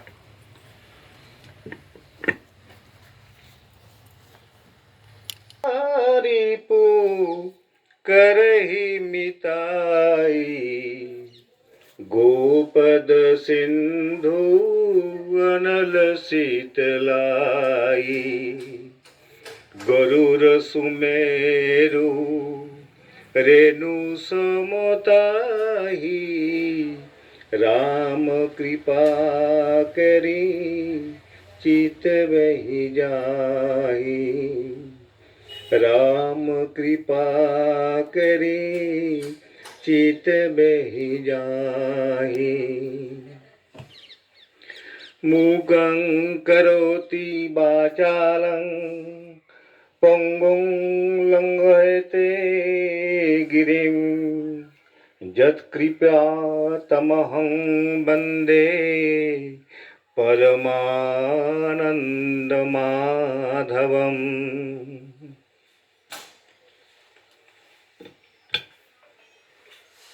ওম নমো ভগবতে বাসুদেবায়। আমরা শ্রীমদ্ ভাগবত তার প্রথম স্কন্ধ 3য় অধ্যায় পর্যন্ত পাঠ করেছি। তার বজ্ঞানুবাদ আমরা পড়ে চলেছি। এই 3য় অধ্যায়ে মূলত যে 22 জন যে অবতার তাদের কথা আমরা জেনেছি। আবার কেউ কেউ বিজ্ঞ গণ বলে দেখেন অবতার 22 জন নন, অবতার 24 জন। তিনি হংস ও হয়গ্রীব এই 2 অবতারের কথা উল্লেখ করেছেন। আবার শ্রীকৃষ্ণকে কেউ অবতার না বলে অবতারী, এবং শ্রীরামচন্দ্রকেও অবতারী রূপে ব্যাখ্যা করেছেন। এই সব আমরা জেনেছি। আর জেনেছি আমরা ভগবানের যে চিন্ময় রূপ, তিনি স্থূল এবং সূক্ষ্ম, এই রূপ সম্বন্ধে জেনেছি। স্থূল রূপটি ভগবানের মায়ারূপ, অর্থাৎ প্রাকৃতিক কার্য মহৎ কোনো তত্ত্বাদি দ্বারা ভগবানকে কল্পিত করা হয়েছে।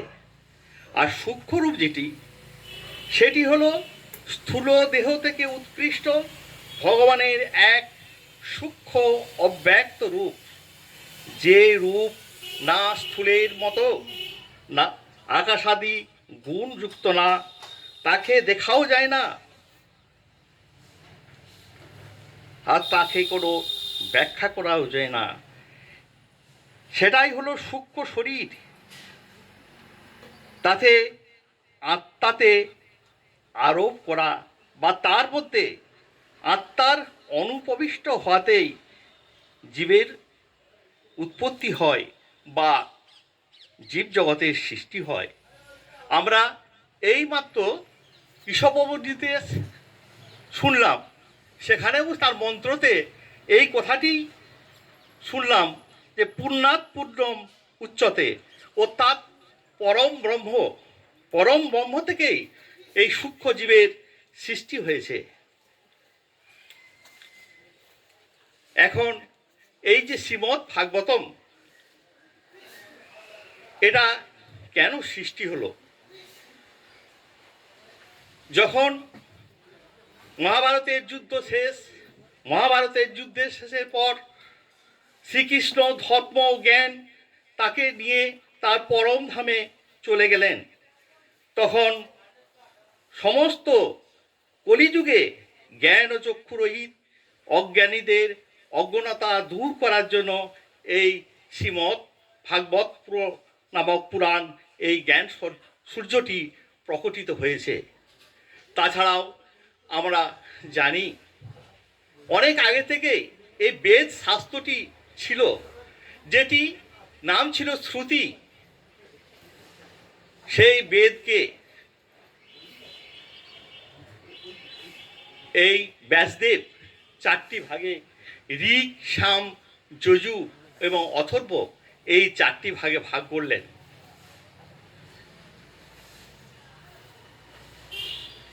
তখনকার দিনে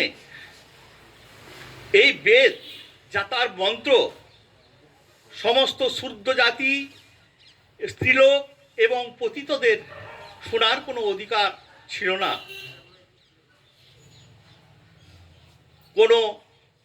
যখন কোনো মঙ্গল হিতকারী যজ্ঞ গৃহস্থ বাড়িতে হতো, তখন সে যজ্ঞটি অসম্পূর্ণ থেকে যেত।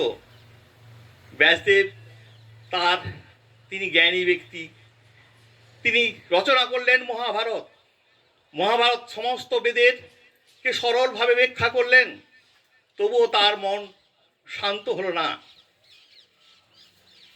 তিনি তখন এই জ্ঞান সূর্যরূপে এই শ্রীমদ্ ভাগবত গ্রন্থ রচনা করলেন।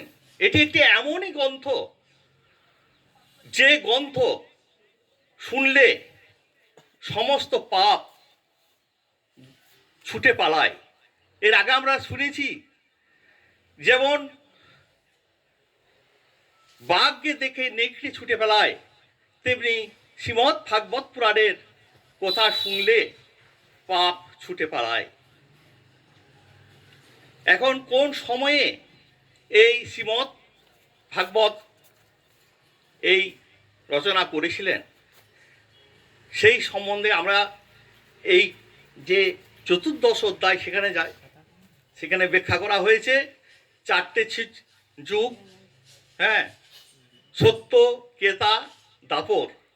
তিনি এই দাপর যুগেই শ্রীমদ্ ভাগবত এটি রচনা করেছিলেন। তার উদ্দেশ্য ছিল সমস্ত যারা পাপী তাপী তাদেরকে পরম ব্রহ্মের সন্ধান দিয়া। তবুও তার মনে তিনি এত বড় যোগী, এত বড় রচয়িতা, তিনি বেদকে সরল করে দিয়েছেন, ভাগ করে দিয়েছেন। তিনি মহাভারত রচনা করেছেন, তবুও তার মন অপ্রসন্ন ছিল। আজকের চতুর্থ অধ্যায়ে মহর্ষি ব্যাসদেবের সেই অপ্রসন্নতা এই বিষয়ে আমরা পাঠ করব। আসুন শুরু করি। ব্যাসদেব বললেন, এই দীর্ঘকাল ব্যাপী যজ্ঞে সম্মিলিত মুনিদের মধ্যে বিদ্যা বয়োবৃদ্ধ ঋষি কুলশ্রেষ্ঠ ঋগ্বেদ বেত্তা সৌনিক ঋষি সুত মহাশয়দের পূর্বোক্ত বক্তব্য শুনে তার প্রশংসা করে বললেন। সৌনক মুনি বললেন, হে সুত, হে বাক্বিশ্রেষ্ঠ, হে মহাভাগ্যশালীন, ভগবান সুখদেব যে প্রবৃত্ত ভাগবত কথা বলেছেন সেই কথা আমাদের বলুন। সেই ভাগবতী কথা কোন যুগে, কোন স্থানে এবং কি কারণে হয়েছিল? মুনিবর শ্রীকৃষ্ণ দ্বৈপায়ন কার প্রেরণাতে এই পরম হংস সংহিতা প্রণয়ন করেন? তার পুত্র সুখদেব তো পরম যোগী, সমদর্শী, ভেদজ্ঞান শূন্য, সংসার নিদ্রা থেকে জাগরূপ ও তার আত্মস্বরূপে অবস্থিত প্রচ্ছন্নভাবে থাকার জন্য অনেকের কাছে মূঢ়ের মতো পতিত হয়ে থাকতেন। ব্যাসদেবের পুত্র যখন সন্ন্যাস গ্রহণের জন্য বনপথে যাচ্ছিলেন, ব্যাসদেব তখন তার অনুগমন করছিলেন। সেই সময় জলক্রীড়ারত নারীগণ নগ্ন সুখদেবকে দেখে তো কোনো বস্ত্র পরেননি, কিন্তু বস্ত্র পরিহত ব্যাসদেবকে দেখে লজ্জায় কাপড় পরে নিয়েছিলেন। এই আশ্চর্য ব্যাপার দেখে ব্যাসদেব যখন সেই অপ্সরাদের এর কারণ জিজ্ঞাসা করলেন, তখন তারা উত্তর দিয়েছিলেন যে আপনার দৃষ্টিতে তো এখনও স্ত্রী পুরুষের ভেদাভেদ আছে, কিন্তু আপনার পুত্র শুদ্ধ দৃষ্টিতে এই ভেদজ্ঞান নেই। কুরুজাঙ্গল দেশে পৌঁছে হস্তিনাপুরে তিনি যখন উন্মাদ, মুখ ও জ্বরের মতো বিচরণ করছিলেন, পুরবাসীগণ তাকে কিরূপে চিনতে পেরেছিলেন? পাণ্ডব নন্দন রাজর্ষি পরীক্ষিতের সাথে এই মৌনী সুখদেবের আলাপ কিভাবে হয়েছিল, যার ফলে এই ভাগবত সংহিতার প্রবচন হয়েছিল? ভাগবত সুখদেব তো গৃহস্থের বাড়ির তীর্থস্বরূপ করার জন্য গোধন কালে সময়মাত্র সেখানে দাঁড়াতেন। হে সুত, আমরা জানি যে অভিমন্যু তনয় পরীক্ষিত একজন শ্রেষ্ঠ ভক্ত ছিলেন। তার অদ্ভুত আশ্চর্য জন্ম বৃত্তান্ত ও কর্ম সকল আমাদের কাছে বর্ণনা করুন। তিনি তো পাণ্ডু বংশের কীর্তিবর্ধক সম্রাট ছিলেন। তিনি কি কারণে সাম্রাজ্য লক্ষ্মীকে পরিত্যাগ করে গঙ্গা তটে আমৃত্যু অনশন ব্রত ধারণ করেছিলেন? শ্রেণু নিপতি গৌরবর্গ কৃপা ভিক্ষার জন্য বহুবিধ ধনরত্ন দিয়ে তার চরণে উপঢৌকন দিতেন। তিনি নিজে একজন বীর যুবক, সেই দুস্ত্যাজ্য রাজলক্ষ্মী সহ নিজের প্রাণ ত্যাগ করার সংকল্প তিনি কেন করেছিলেন? এরপরে আমাদের নিবেদিতাদি পড়বেন। ওং নমো ভগবতে বাসুদেবায়। যে সকল মানুষ ভগবানের শরণাপন্ন তারা তো জগতের মঙ্গলের জন্য, ঐশ্বর্যের জন্য, সমৃদ্ধির জন্য জীবন ধারণ করেন। এতে তাদের কোনো স্বার্থ থাকে না। তার দেহ ধারণ তো জনহিতের জন্য। সেই জীবনে বিরাগী হয়ে কি কারণে তিনি শরীর ত্যাগ করেছিলেন বেদ ছাড়া আপনি আর সকল শাস্ত্রেই পারদর্শী বিদ্বান হে সুত মহারাজ। সেই জন্য এখন আমরা যা কিছু আপনাকে প্রশ্ন করলাম কৃপা করে আমাদের কাছে সবিস্তারে বর্ণনা করুন। সুত বললেন, বর্তমান চতুর্যুগের তৃতীয় যুগ দাপরে মহর্ষি পরাশরের ঔরসে বসুকন্যা সত্যবতীর গর্ভে ভগবানের কলাবতার যোগীরাজ ব্যাসদেবের জন্ম হয়। একদিন সূর্যোদয়কালে সরস্বতী নদীর পবিত্র জলে স্নানাদি সমাপন করে এক নির্জন পবিত্র স্থানে তিনি বসেছিলেন। মহর্ষি ভূত ও ভবিষ্যৎ সব জানতেন। তার দিব্য দৃষ্টিতে তিনি দেখলেন যে মানুষের অজ্ঞাত অলক্ষিত গতি, কালের স্রোতে যুগ ধর্মাদির ক্ষয় ও তার প্রভাবে পাঞ্চভৌতিক বস্তু সকলেরও শক্তির হ্রাস হয়। মানুষ বুদ্ধিবংশ ও স্বল্পায়ু হতে থাকে। তাদের বুদ্ধি সঠিক কর্তব্য নিশ্চয় করতে পারে না। মানুষের আয়ুও কমে যায়। মানুষের এই ভাগ্যহীনতা দেখে সেই মুনিবর নিজের দিব্য জ্ঞান দ্বারা সকল আশ্রম ও বর্ণের পক্ষে যা মঙ্গলজনক সেই চিন্তা করতে লাগলেন। তিনি ভাবলেন যে বেদের চাতুর্হত্য কর্ম মানুষের চিত্ত শুদ্ধিকর। এই চিন্তা থেকে তিনি যজ্ঞের অনুষ্ঠান বুদ্ধির উদ্দেশ্যে বেদকে 4 ভাগে ভাগ করলেন। ব্যাসদেবের দ্বারা ঋক, যজুঃ, সম ও অথর্ব এই 4টি বেদের উদ্ধার হলো। ইতিহাস এবং পুরাণকে পঞ্চম বেদ বলা হয়। তার মধ্যে ঋগ্বেদের পৈল, সামগানের বিদ্বান জৈমিনী এবং যজুর্বেদের একমাত্র স্নাতক ছিলেন বৈশম্পায়ন। প্রণাম মন্ত্র। তমেব তমেব মাতা চ পিতা তমেব তমেব বন্ধুশ্চ সখা তমেব তমেব বিদ্যা দ্রবিণং তমেব তমেব সর্বং মম দেব দেব তমেব সর্বং মম দেব দেব। হরি ওম তৎসৎ।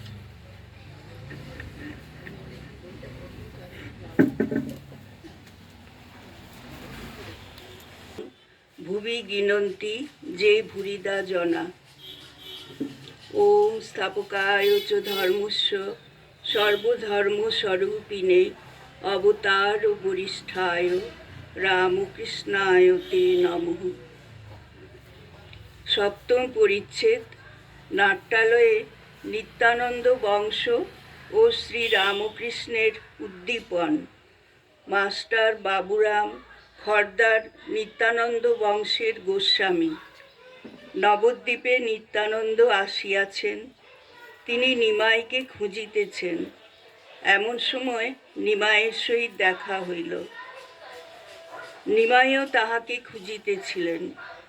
মিলনের পর নিমাই বলিতেছেন, সার্থক জীবন সত্য মম ফলেছে স্বপন, লুকাইলে স্বপ্নে দেখা দিয়ে। শ্রীরামকৃষ্ণ মাস্টারকে গদগদ স্বরে। নিমাই বলছে, স্বপ্নে দেখেছি। শ্রীবাস ষড়ভুজ দর্শন করছেন আর স্তব করছেন। ঠাকুর শ্রীরামকৃষ্ণ ভাবাবিষ্ট হইয়া ষড়ভুজ দর্শন করিতেছেন। গৌরাঙ্গের ঈশ্বর আবেশ হইয়াছে। তিনি অদ্বৈত, শ্রীবাস, হরিদাস ইত্যাদির সহিত ভাবে কথা কহিতেছেন। গৌরাঙ্গের ভাব বুঝিতে পারিয়া নিতাই গান গাইতেছেন। কৃষ্ণ কই কৃষ্ণ এলো কুঞ্জে প্রাণ সই, দে রে কৃষ্ণ দে, কৃষ্ণ এনে দে, রাধা জানে কি গো কৃষ্ণ বই। শ্রীরামকৃষ্ণ গান শুনিতে শুনিতে সমাধিস্থ হইলেন। অনেকক্ষণ ওইভাবে রহিলেন। কনসার্ট চলিতে লাগিল। ঠাকুরের সমাধি ভঙ্গ হইল। ইতিমধ্যে খর্দার নিত্যানন্দ গোস্বামীর বংশের একটি বাবু আসিয়াছেন ও ঠাকুরের চেয়ারের পশ্চাতে দাঁড়াইয়া আছেন। বয়স 34-35 হইবে। ঠাকুর তাহাকে দেখিয়া আনন্দে ভাসিতে লাগিলেন। তাহার হাত ধরিয়া কত কথা কহিতেছেন। মাঝে মাঝে তাহাকে বলিতেছেন, এখানে বসো না, তুমি এখানে থাকলে খুব উদ্দীপন হয়। সস্নেহে তাহার হাত ধরিয়া যেন খেলা করিতেছেন। সস্নেহে মুখে হাত দিয়া আদর করিতেছেন। গোস্বামী চলিয়া গেলে মাস্টারকে বলিতেছেন, ও বড় পণ্ডিত, বাপ বড় ভক্ত। আমি খর্দার শ্যামসুন্দর দেখতে গেলে যে ভোগ 100 টাকা দিলে পাওয়া যায় না, সেই ভোগ এনে আমায় খাওয়ায়। এর লক্ষণ বড় ভালো। একটু নেড়ে চেড়ে দিলে চৈতন্য হয়। ওকে দেখতে দেখতে বড় উদ্দীপন হয়। আর একটু হলে আমি দাঁড়িয়ে পড়তুম। গোস্বামীকে দেখিতে দেখিতে আরেকটু হলে ঠাকুরের ভাব সমাধি হইত, এই কথা বলিতেছেন। যবনিকা উঠিয়া গেল। রাজপথে নিত্যানন্দ মাথায় হাত দিয়া রক্তস্রোত বন্ধ করিতেছেন। মাধাই কলসির কানা ছুঁড়িয়া মারিয়াছেন। নিতাইয়ের ভ্রুক্ষেপ নাই। গৌর প্রেমে গড় গড় মাতোয়ারা। ঠাকুর ভাবাবিষ্ট। দেখিতেছেন নিতাই জগাই মাধাইকে কোল দিবেন। নিতাই বলিতেছেন, প্রাণ ভরে আয় হরি বলি, নেচে আয় জগাই মাধাই। মেরেছ বেশ করেছ, হরি বলে নাচো ভাই। বল রে হরি বল, প্রেমিক হরি প্রেমে দিবে কোল। তোল রে তোল হরিনামের রোল, পাওনি প্রেমের স্বাদ, ওরে হরি বলে কাঁদ, হেরবি হৃদয় চাঁদ। ওরে প্রেমে তোদের নাম বিলাবো, প্রেমে নিতাই ডাকে তাই। এইবার নিমাই শচীকে সন্ন্যাসের কথা বলিতেছেন। শচী মূর্ছিতা হইলেন। মূর্ছা দেখিয়া দর্শকবৃন্দ অনেকে হাহাকার করিতেছেন।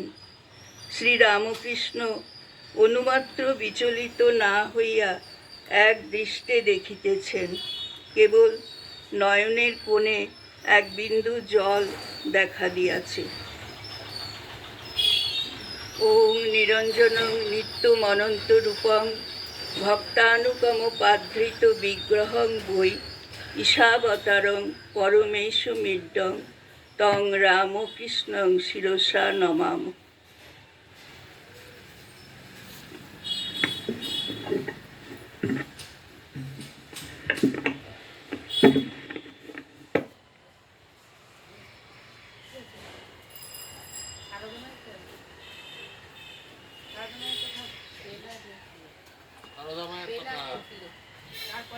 নমস্কার, নমস্কার, শুভ সন্ধ্যা। খোসলা পরিবারের বন্ধুদের শুভেচ্ছা জানিয়ে আমি শুরু করছি। অচ্যুতং কেশবং কৃষ্ণ দামোদরং রাম নারায়ণং জানকী বল্লভং। अच्युतं केशवं कृष्ण दामोदरं रामनारायणं जानकी वल्लभं। कौन कहते हैं भगवान आते नहीं, कौन कहते हैं भगवान आते नहीं। तुम मीरा के जैसे बुलाते नहीं, मीरा की जैसे बुलाते नहीं।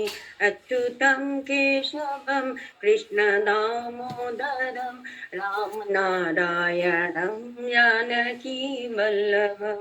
राम नारायणं जानकी वल्लभं। कौन कहते हैं भगवान खाते नहीं, कौन कहते। বিরানন্দ রচিত সীমা সারদা দেবী থেকে পাঠ শোনাচ্ছি। ওম জননীং শারদাং দেবীং রামকৃষ্ণং জগদ্গুরুম পাদপদ্মে তয় সিদ্ধা প্রণমামি মুহুর্মুহু।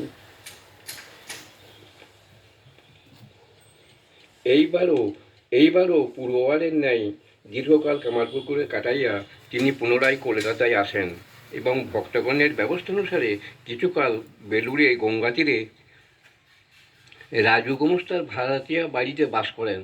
তারপর 4 মার্চ 1890 কম্বুলিয়াটোলায় শ্রীযুক্ত মাস্টারমশাইয়ের বাড়িতে আসেন এবং সেখান হইতে 25 মার্চ বৃদ্ধ স্বামী অদ্বৈতানন্দজির সহিত গয়া যাত্রা করেন। শ্রী শ্রী ঠাকুর নিজ জননীর দেহান্তে শ্রী মাকে গয়াধামে গমনপূর্বক বিষ্ণুপাদপদ্মে বৃদ্ধার জন্য পিণ্ডদান করিতে বলিয়াছিলেন। শ্রী মা এক্ষণে সে আদেশ পালন করেন।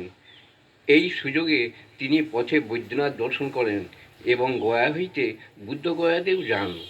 তীর্থ দর্শনান্তে 2 এপ্রিল কলকাতায় ফিরিয়া তিনি পুনরায় মাস্টারমহাশয়ের গৃহে বাস করতে থাকেন। এই সময় শ্রীযুক্ত বলরাম বসু মহাশয়ের শেষ অসুখ চলিতেছিল। ভক্তপ্রবলের প্রভু সেবা এবং তাহার প্রতি ঠাকুরের অসীম করুণার কথা স্মরণ করিয়া শ্রী মা তাহার বাটিতে চলিয়া আসেন। 1297 সালের 1 এপ্রিল 13 এপ্রিল 1890 বলরামবাবু বাঞ্ছিত লোকে গমন করেন। পরবর্তী জ্যৈষ্ঠ মাসে শ্রী মাকে বেলুড়ের ঘুষুরি অঞ্চলে শ্মশানের কাছে একখানি ভাড়া বাড়িতে আনিয়া রাখা হয়। এই বাড়িতে শ্রী মায়ের অবস্থানকালে শ্রীমৎ স্বামী বিবেকানন্দের মনে অকস্মাৎ অজ্ঞাত সূর্যের আহ্বান আছিল। তিনি স্থির করিলেন যে জ্ঞানান্বেষণে মঠ ছাড়িয়া দীর্ঘকাল বাহিরে থাকিবেন, কিন্তু বিদায়ের প্রাক্কালে শ্রীমায়ের আশীর্বাদ গ্রহণ একান্ত আবশ্যক জানিয়া জুলাই মাসের একদিন তিনি ওই বাটিতে আসিয়া ভক্তবিনম্র হৃদয়ে শ্রী মাকে সাষ্টাঙ্গ প্রণাম করিলেন এবং তাহার তুষ্টিবিধানের জন্য ভক্তিরসাপ্লুত সঙ্গীত শ্রবণ করাইলেন। অতঃপর অন্তরের আকুতি জানাইয়া বলিলেন, মা, যদি মানুষ হয়ে ফিরতে পারি তবেই আবার আসব, নতুবা এই। সীমা বলিলেন, সে কি? তখন স্বামীজি কহিলেন, না না, আপনার আশীর্বাদে শীঘ্রই আসিব। মা সন্তানের আগ্রহ বুঝিতে পারিলেন আর দিব্যচক্ষে দেখিতে পারিলেন তাহার অত্যুজ্জ্বল ভবিষ্যৎ। অতএব প্রাণ খুলিয়া আশীর্বাদ করিলেন এবং জ্ঞানলাভ ও কার্যসমাপন্তে অচিরে ফিরিয়া আসিতে বলিয়া দিলেন। সে মঙ্গলাশীর্বাদে পরিতৃপ্ত স্বামীজি পরিব্রাজক বেশে ভারতের তীর্থাদি দর্শনে নির্গত হইলেন। ভাদ্র মাস পর্যন্ত সীমা এই বাড়িতে ছিলেন।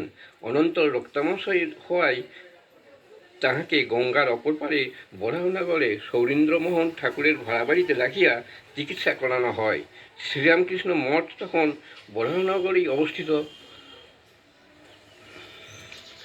অবস্থিত ছিল।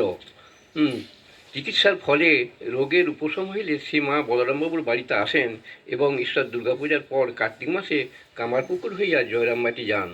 তিনি পিতৃগৃহে কিরূপে দিন কাটাইয়াছিলেন তাহা সুবিদিত নহে। তবে 1891 খ্রিস্টাব্দের ঈশ্বর জগদ্ধাত্রী পূজাকালের 25 কার্তিক 1298, 10 নভেম্বর 1891 যে বিবরণ সংরক্ষিত আছে তাতে স্পষ্টই প্রতীত হয় যে শ্রী মা তখন পূর্ণরূপে মাতৃত্বে প্রতিষ্ঠিত এবং তাহার দেবীত্বও ভক্ত এবং পরিচিতগণের নিকট সুপরিজ্ঞাত। তখন শ্রীমায়ের পিতৃগৃহে ঈশ্বর জগদ্ধাত্রী পূজা হইবে এই সংবাদ পাইয়া কলিকাতা হইতে পূজ্যপাদ স্বামী শারদানন্দ পূজাপকরণাদি লইয়া জয়রামবাটি যাত্রা করিলেন এবং তাহার সঙ্গে চলিলেন শ্রীযুত সেননাথ মহাশয়, হরমোহন মিত্র, কালীকৃষ্ণ, স্বামী বিরজানন্দজি, গোলাম্মা ও যোগীনমা। তাহারা বর্ধমান হইতে গরুর গাড়িতে কামারপুকুরে উপস্থিত হইলেন এবং শ্রীরামকৃষ্ণের জন্মস্থানাদি দর্শনান্তে পদব্রজে জয়রামবাটি পৌঁছিলেন। তাহাদিগকে পাইয়া মায়ের আনন্দ ধরে না। কিরূপে তাহাদের যত্ন করিবেন, কি খাওয়াবেন ভাবিয়া পান না। প্রতিদিন তিনি সহস্রে তরকারি কুটিতেন ও রন্ধনান্তে পার্শ্বে বসিয়া সকলকে সযত্নে খাওয়াইতেন। তাহার অপরিসীম স্নেহে সকলের হৃদয় গড়িয়া গেল। দলের মধ্যে সর্বকনিষ্ঠ তরুণ তাপস কালীকৃষ্ণকে তিনি পুত্ররূপে গ্রহণ করিয়া চিবুকে হাত দিয়া চুম্বন করিলেন। কালীকৃষ্ণের সর্বত্র অবাধ গতি ছিল। তিনি বয়স্কদের ফরমাস খাটিতেন, পান বা জল খাবার আনিতে, অথবা স্বামী শারদানন্দজি ও সেননাথ মহাশয়ের জন্য তামাকের আগুন আনিতে প্রায়ই ভিতরে যাইতেন। সন্তানকে হাতে করিয়া আগুন দিতে নাই বলিয়া শ্রীমা ঘুঁটের বা কাঠের আগুন মাটিতে ফেলিয়া কালীকৃষ্ণকে চিমটার দ্বারা উহা তুলিয়া লইতে বলিতেন।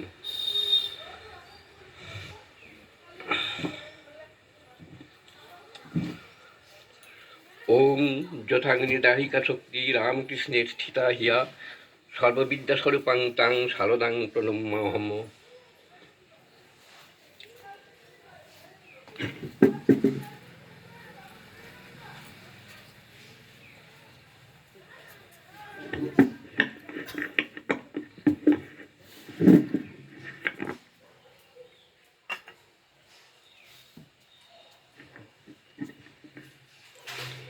আমি আজ ভারতের বিবেকানন্দ থেকে পাঠ করে শোনাচ্ছি।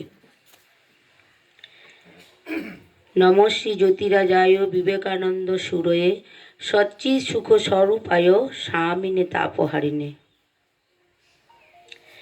পাম্বান অভিনন্দনের উত্তর। জাফনা হইতে জলপথে যাত্রা করিয়া স্বামীজি 26শে জানুয়ারি ভারতের দক্ষিণ প্রান্তে পাম্বান দ্বীপে পৌঁছিলেন, যেটির নিম্নে এক চন্দ্রা তপতলে তাহাকে অভিনন্দিত করা হয়। রামনাদের রাজাও হৃদয়ের আবেগে স্বামীজিকে এক স্বতন্ত্র অভিনন্দন প্রদান করিলেন। পাশ্চাত্য দেশে ধর্মপ্রচারের পর স্বামীজি ভারতবর্ষে আসিয়া প্রথম পাম্বানে পদার্পণ করেন। এই ঘটনা শরণার্থ রামনাদের রাজা সেখানে একটি স্মৃতিস্তম্ভ নির্মাণ করিয়া দেন। স্বামীজি এখানে নিম্নোক্তভাবে উত্তর প্রদান করিলেন। আমাদের পূর্ণ মাতৃভূমিতেই ধর্ম দর্শনের উৎপত্তি ও পরিপুষ্টি। এখানেই বড় বড় ধর্মবীর জন্মগ্রহণ করিয়াছেন। এখানে কেবল এখানেই ত্যাগ ধর্ম প্রচারিত হইয়াছে। এখানে কেবল এখানেই অতি প্রাচীনকাল হইতে বর্তমান সময় পর্যন্ত মানুষের সম্মুখে উচ্চতম আদর্শসমূহ স্থাপিত হইয়াছে। আমি পাশ্চাত্য দেশের অনেক স্থানে ঘুরিয়াছি, অনেক দেশ পর্যটন করিয়াছি, অনেক জাতি দেখিয়াছি। আমার বোধহয় প্রত্যেক জাতিরই এক একটি মুখ্য আদর্শ আছে। সেই আদর্শই যেন তাহার জাতীয় জীবনের মেরুদণ্ড স্বরূপ। রাজনীতি, যুদ্ধ, বাণিজ্য বা যন্ত্রবিজ্ঞান ভারতের মেরুদণ্ড নহে। ধর্ম, কেবল ধর্মই ভারতের মেরুদণ্ড। ধর্মের প্রাধান্য ভারতে চিরকাল। শারীরিক শক্তি বলে অনেক উদ্ভূত কার্য সম্পন্ন হইতে পারে সত্য। বুদ্ধি বলে বিজ্ঞান সাহায্যে যন্ত্রাদি নির্মাণ করিয়া তাহা দ্বারা অনেক উদ্ভূত কার্য দেখানো যায়, ইহাও সত্য। কিন্তু আধ্যাত্মিক শক্তি যেরূপ প্রভাব, এগুলির প্রভাব তাহার তুলনায় কিছুই নহে। ভারতের ইতিহাস পাঠ করিলে জানা যায়, ভারত বরাবরই কর্মকুশল। আজকাল আমাদের শেখানো হয় হিন্দুরা হীনবীর্য ও নিষ্কর্মা। যে সকল ব্যক্তির নিকট এই শিক্ষা পাই, তাহাদের নিকট অধিকতর জ্ঞানের প্রত্যাশা করি। তাহাদের শিক্ষায় এই ফল হইয়াছে যে অন্যান্য দেশের লোকের নিকট ইহা একটি কিংবদন্তি হইয়া দাঁড়াইয়াছে যে হিন্দুরা হীনবীর্য ও নিষ্কর্মা। ভারত যে কোনো কালে নিষ্ক্রিয় ছিল, একথা আমি কোনো মতেই স্বীকার করি না। আমাদের এই পবিত্র মাতৃভূমি যেরূপ কর্মপরায়ণ, অন্য কোনো দেশই সেরূপ নহে। তাহার প্রমাণ এই অতি প্রাচীন মহান জাতি এখনও জীবিত রহিয়াছে। আর তাহার মহামহিময় জীবনের প্রতি সন্ধিক্ষণে এই জাতি যেন অবিনাশী অক্ষয় নবযৌবন লাভ করিতেছে। ভারতে কর্মপরায়ণতা যথেষ্ট আছে বটে, কিন্তু উহা অপরের দৃষ্টিপথে না পড়িবার কারণ, যে যে কাজটি করে বা ভালো বোঝে, সে সেটিকেই মাপকাঠি করিয়া অপরের বিচার করে। ইহাই মনুষ্য প্রকৃতি। মুচি জুতা সেলাই বোঝে, মিস্ত্রি গাঁথানি বোঝে। পৃথিবীতে যে আর কিছু করিবার বা জানিবার আছে, ইহা তাহাদের বুঝিবার অবসর হয় না। যখন আলোকের স্পন্দন অতি তীব্র হয়, তখন আমরা আলোক দেখিতে পাই না, কারণ আমাদের দর্শন শক্তির একটি সীমা আছে। সেই সীমার বাহিরে আর আমরা দেখিতে পাই না। যোগী কিন্তু তাহার আধ্যাত্মিক অন্তর্দৃষ্টি বলে সাধারণ অজ্ঞলোকের জড়দৃষ্টি ভেদ করিয়া ভিতরের বস্তু দেখিতে সমর্থ হন।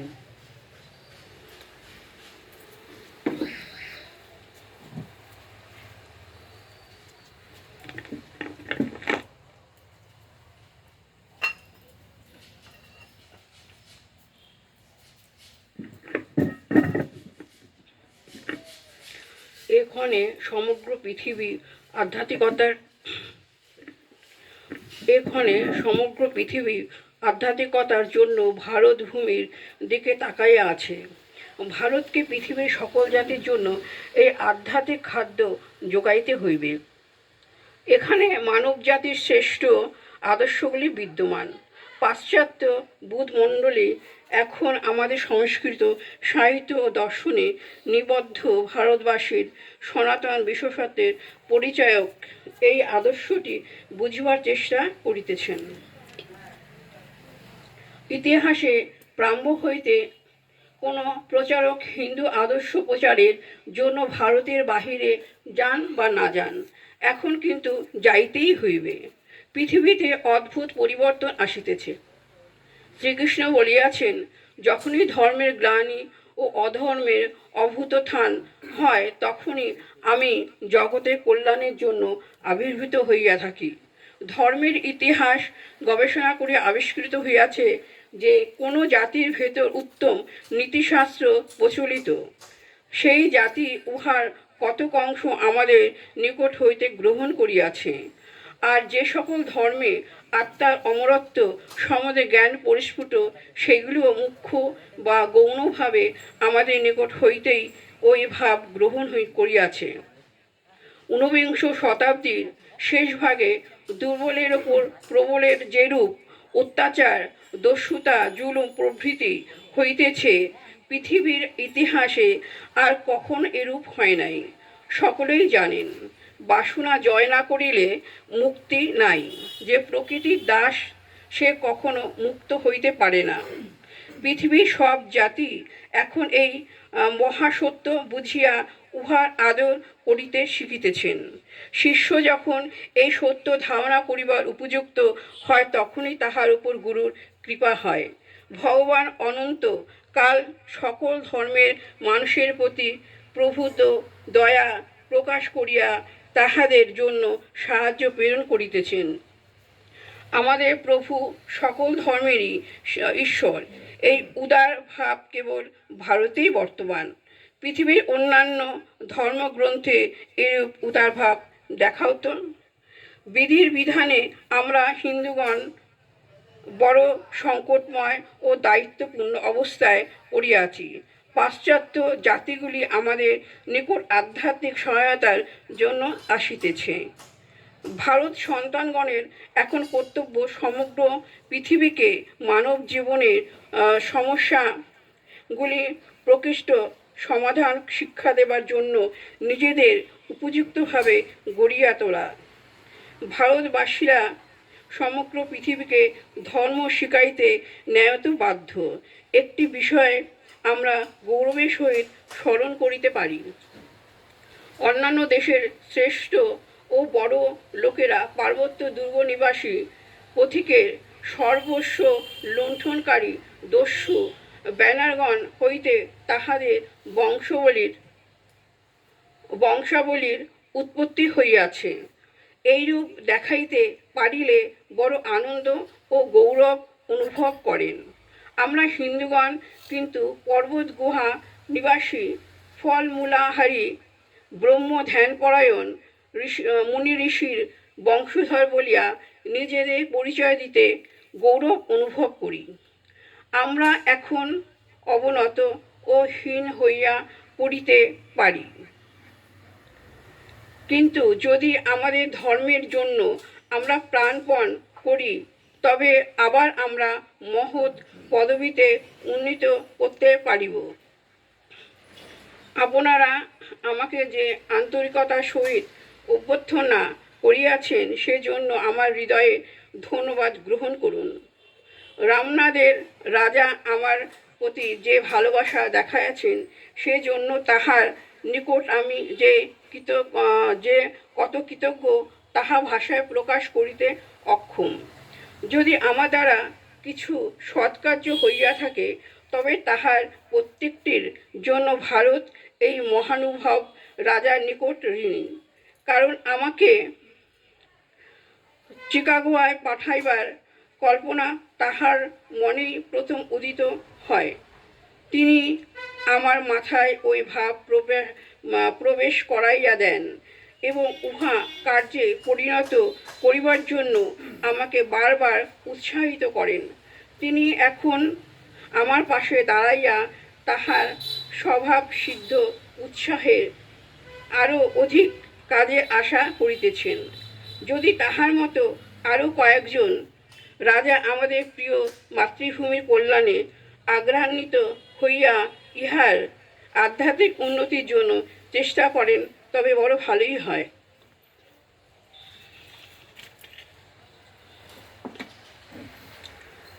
ওং বড় তত্ত্বে সদালীন রামকৃষ্ণ সমাজ্ঞয়া যো ধর্ম স্থাপনারত বীরেশং তং নমামহম।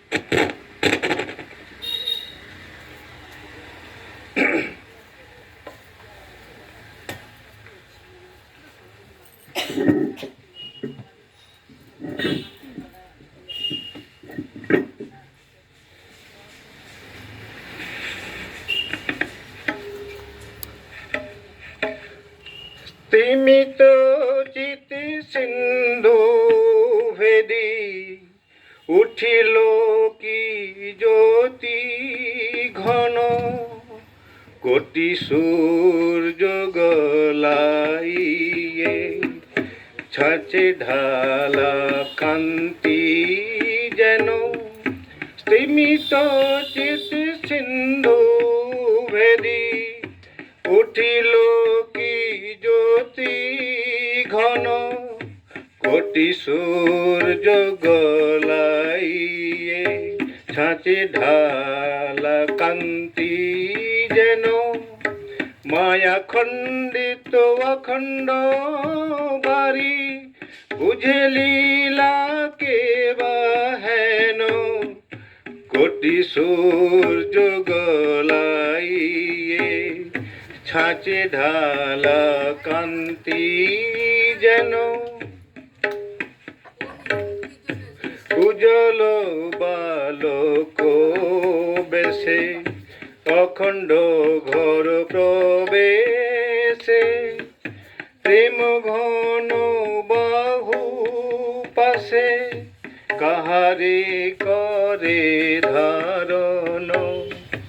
উজ্জ্বল বালক বেশে অখণ্ড ঘর প্রবেশে, প্রেম ঘন বাহু পাশে কাহারে করে ধারণ।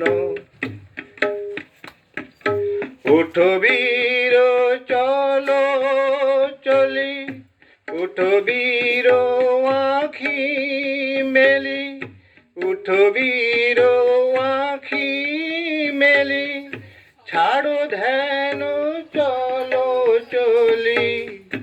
উঠ বীর আখি মেলি, ছাড়ো ধ্যান চলো চলি। ধরণী ডুবালো বুঝি অবিদ্যা কাম কাঞ্চন, ধরণী ডুবালো বুঝি অবিদ্যা কাম কাঞ্চন।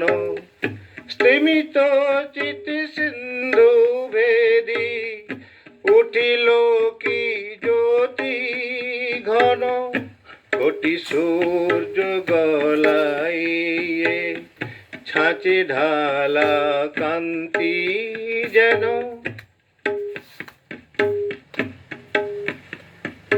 সুধীর ধীর পরশে যোগী চায় সহরসে, সুধীর ধীর পরশে যোগী চায় সহরসে।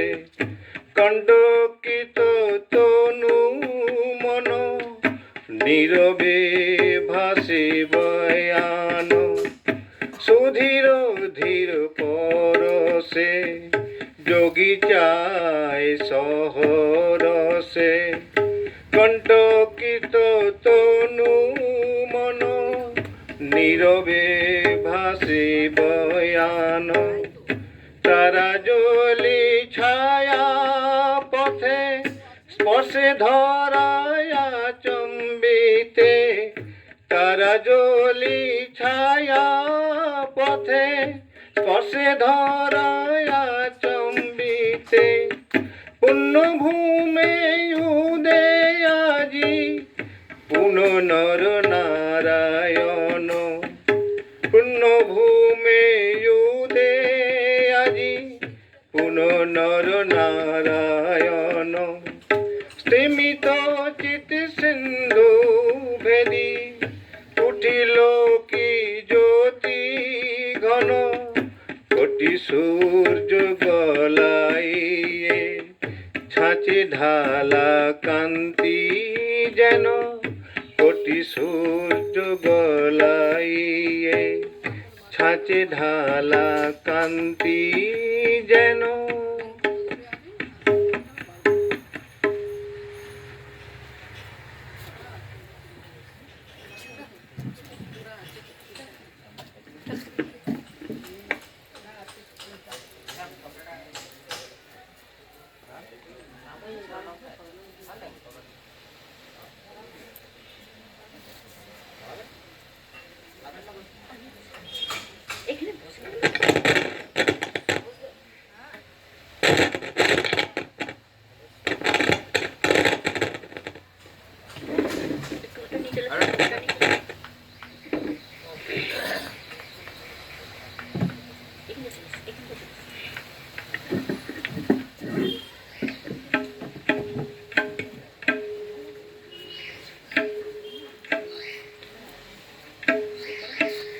রাম কৃষ্ণ শরণম, রাম কৃষ্ণ শরণম, রাম কৃষ্ণ শরণম শরণে।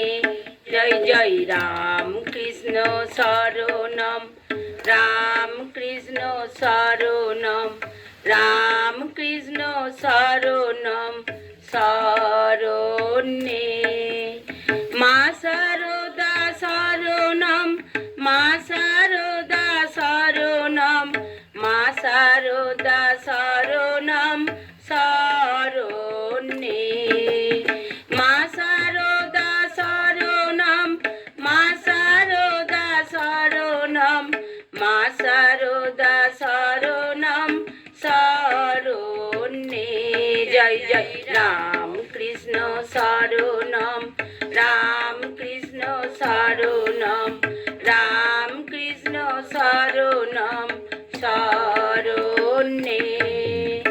স্বামীজি শরণম, স্বামীজি শরণম, স্বামীজি শরণম শরণে। প্রভু স্বামীজি শরণম, স্বামীজি শরণম, স্বামীজি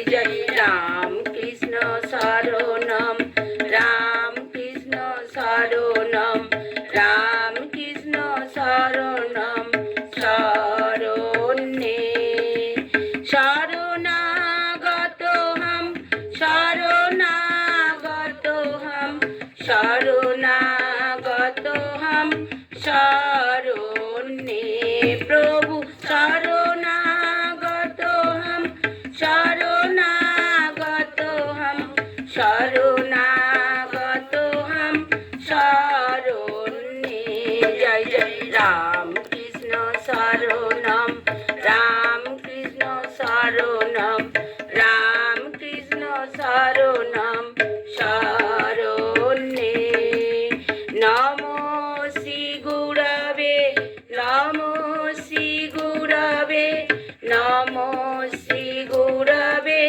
নমো নমো নমো শ্রী গুরবে নমো শ্রী গুরবে নমো শ্রী গুরবে নমো নমো জয় জয় রাম কৃষ্ণ শরণম রাম কৃষ্ণ শরণম রাম কৃষ্ণ শরণম শরণ্যে রাম কৃষ্ণ জয় জয় রাম কৃষ্ণ জয় জয় রাম কৃষ্ণ জয় জয় রাম কৃষ্ণ জয় জয়